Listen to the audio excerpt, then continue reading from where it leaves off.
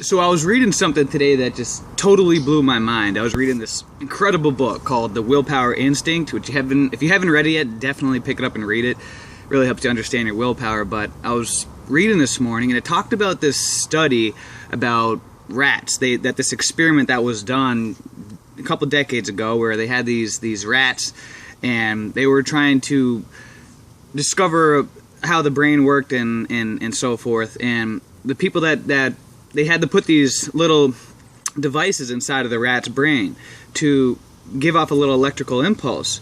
And the interesting thing about it is that when they inserted these little electrical devices into the rat's brain, they accidentally put it into a different part of the brain. They didn't mean to. It just was, an accident.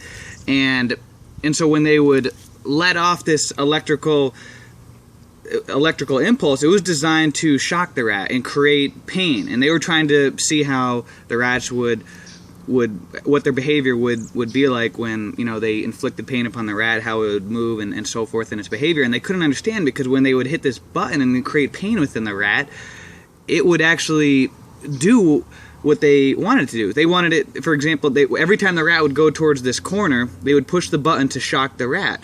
And the interesting thing was that instead of the rat running away from that corner and, identifying that corner with pain, the rat actually began to stay in that corner and got obsessed with staying in that corner every time that they would shock it. And eventually got to the point where it was like the rat was like a little, a joystick, where they could get the rat to do whatever they wanted to just by shocking it. And it blew their mind, because this was the exact opposite of what they thought would happen with the study. And once they discovered that the device was actually put into the wrong part of the rat's brain, they had actually realized what had happened is that they had tapped into, they were triggering a part of the brain called the reward circuitry system, and that they were actually hitting a part of the brain that released dopamine, which is a neurochemical that gets us to associate with receiving a reward, a feel-good way of we're going to receive a reward for something. And the interesting thing about this that just totally blew their mind was that they could literally get this rat to do the most craziest things, cruel things. I mean, this experiment was kind of weird, some of the things that they actually did, but they were just obsessed with learning more about this. They were able to get this. They for example, one scenario was that they starved the rat for 24 hours, and then they put food on both ends of a tunnel, and they had the rat in the middle.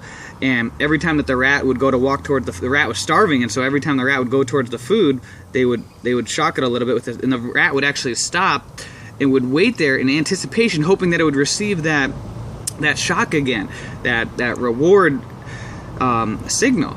And it got to the point where the rat wouldn't even eat at all, because it just really wanted to receive the shock again. They were able to get the rat to walk across literally an electrical field that would shock it so bad that it actually would mar off completely the rat's feet and everything. Like I said, it was kind of a gross study hearing about this and everything, but they just couldn't believe it that the rat would do all this when it never even actually was receiving a tangible benefit. It was just hitting a part of the brain that made it anticipate receiving a reward. And what they discovered is that humans are very much like this, and that a lot of the times the things that drive our behavior are based off an anticipation of receiving a reward, but never actually receiving a reward. And many times it's the complete opposite. We're just like that rat, where we'll walk across an electrical barrier, burn our feet off just to get to thinking about that we're going to anticipate receiving a reward when we never actually do. For example, I was thinking about, some of my friends who, I have buddies who go out drinking multiple times a week. I mean, they go out, they're always bragging about how they get, VIP in clubs and drinking and going to strip clubs and getting the VIP section and this and that, getting drunk. But every time I talk to them, they're depressed all the time. Yet that they're kind of like that rat, where it's that anticipation of doing that is more exciting than the actual event, when really what they're doing is right after it's done with what they're doing, they're actually in a worse state than they were before. I mean, I have another friend. I mean, this dude's a player. I mean, he's always out, hooking up with multiple girls every single week. But right after he's done, he's really depressed. I mean, a lot of times he's even more depressed after he's done, hooking up with a new girl than he was before. And it's because it's that anticipation of what he's going to do that is driving him towards that behavior, rather than actually receiving the reward.